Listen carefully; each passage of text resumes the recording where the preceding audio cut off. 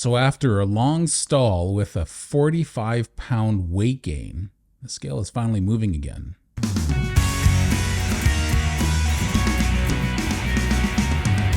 Hey, what's shaking bacon? My name is Bruno Pinucci. I hope you're doing well. So if you can, give it a thumbs up and like and subscribe for this video. I really appreciate it. It really helps support the work that I'm doing. So my weight loss journey on the carnivore diet has always been second fiddle.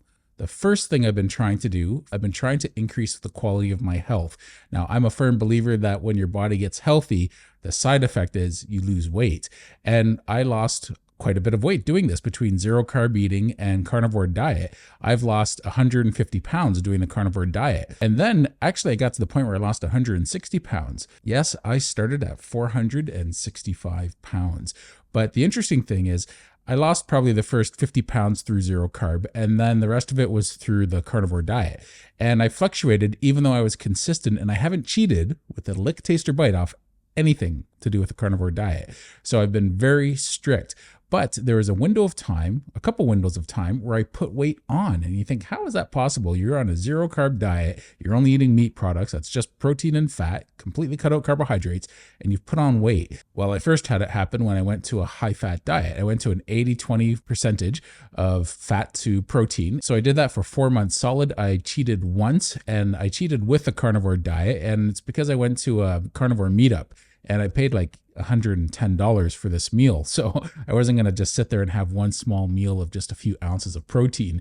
So I made the most of it. And that was the only time I ever went off that protocol for the 4 months. I put on 25 pounds. So playing around with high fat initially made me gain weight. So one of the reasons why I tried this high fat version of carnivore was I was at a stall. I had been at a stall for about a year by that point, and I was like, okay, it's time to try something new. Before that, I was just doing intuitive carnivore. I was just eating whenever I was hungry, and I was eating whatever I wanted and the volume I wanted, and I was doing just fine. But I got to the point where my body stopped responding to that. So like a lot of people out there who are in that position, I was troubleshooting for a temporary window, and it was a moderately low level of protein in my diet. So after the first couple of weeks, I'd put on weight, and I couldn't believe it because I thought I'd lost weight. My waist was a little bit smaller. Went on the scale and I was 338 or 39 pounds. I was really surprised. So I eventually dropped that weight. After about 2 to 3 weeks, I dropped weight by 10 pounds, just like that. And I ended up by the end of the year, by the beginning of January, I ended at 304 pounds. So that wasn't such a bad place to be, 304 pounds. And I was down 10 pounds total from where I started. Now, I was also down 10 pounds of lean mass. So that goes against what I've been trying to accomplish on this carnivore diet. I've wanted to maintain my lean mass while losing weight. I'm starting to appreciate the fact that maybe because my body's not handling things too well, it might be too much for my body. I might have to lose weight for a while until I get better metabolic health before I start increasing my lean mass. I know that sounds counterintuitive. I totally get it, but I'm just toying with this in my mind because that little bit of exercise might be too much for me, causing a cortisol bump. Even when I do a weight training routine, it still might just be too much for me right now. My hormones are all over the map. They're getting better. I found out in January that I still had high insulin. So long story short, I started doing a higher fat version of carnivore, which I know sounds crazy because if the first time I put on weight and it took me 4 months to lose that weight and lose another 10 pounds on top of it, why would I go even higher fat?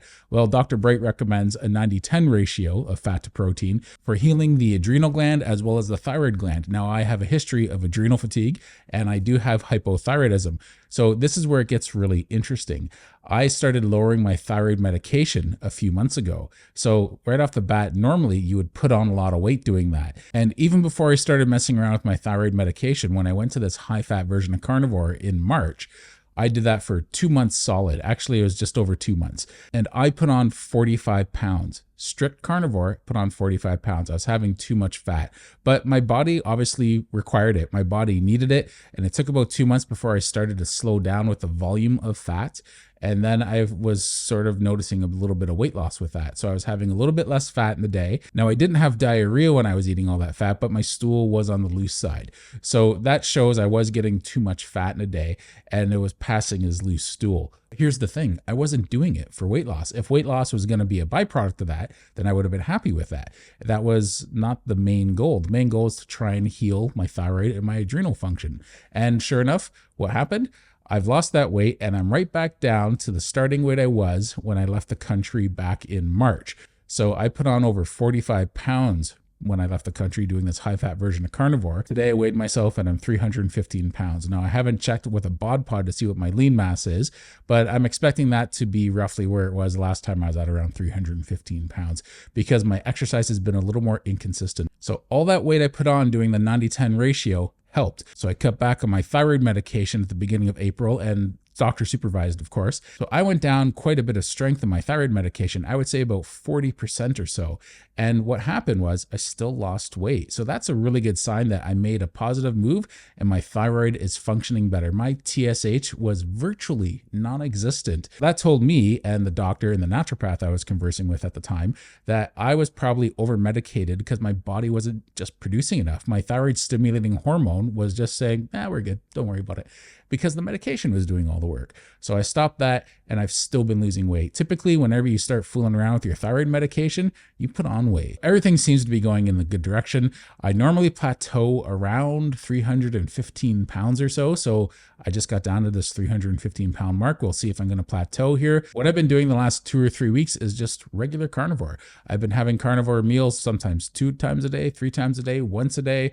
I've been playing around with some intermittent fasting, and I haven't noticed that affect the scale in a positive way at all, because any weight I do with intermittent or long fasts, I end up putting that weight back on, but I feel really good when I do that, and I haven't been getting any gout attacks. So all in all, that's been good. It hasn't had an effect on my weight. I think it has been having an effect on my metabolism. In the long run, it seems to be helping. I think what's been helping more than anything is lean meat. I've been getting a roasted chicken once a day from the grocery store. Not every day, I just have it here or there.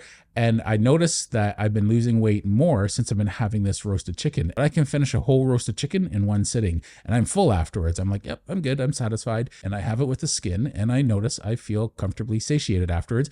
And I just don't eat really for the rest of the day if I do that. I might have a snack some days, but usually I don't.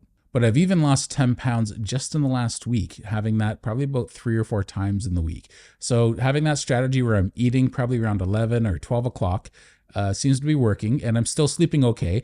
And I think the one thing that's been helping my sleep, because usually if I eat too early, I don't sleep very well. And though I'm waking up at about 5, 6 in the morning, I can go back to sleep. So it's not so bad. But what's been helping with my sleep more than anything is I'm taking salt and potassium chloride. So I think that has really been keeping my electrolytes balanced, and it's been letting me sleep better. So I'm getting all the benefits of intermittent fasting without any of the sleep deprivation I usually get with intermittent fasting. I have been taking berberine with my meals, not consistently, maybe every second day or so on average. Sometimes I take it a few days in a row. Sometimes I take it a couple days apart, but I've been taking berberine a little more frequently than I was a couple months ago. And I think that's been helping. Combined with everything that I've been doing, I think I sort of got my finger on the pulse of what's working here. And once I get down into the high 200s, I'm going to look into doing some weight training again. I've always said I want to try and maintain or build muscle mass as I lose weight. I still have about 80 pounds to go, so we'll see how this goes. Anyway, thanks for tuning in. I hope you appreciate this video. I hope it's an encouragement to you, even though you could have a long weight plateau. Give it time, troubleshoot every now and then, give the troubleshooting a fair shot, and also recognize when it's not going in a good direction and either tweak it or stop it. But there's nothing wrong with troubleshooting. Lots of people tend to get annoyed with these trends in the carnivore community. And the reason why these trends exist is because people are troubleshooting, because what they've been doing is trying to get through a plateau that's been lasting months or even years. Anyway, thanks a lot for watching the video. Take care.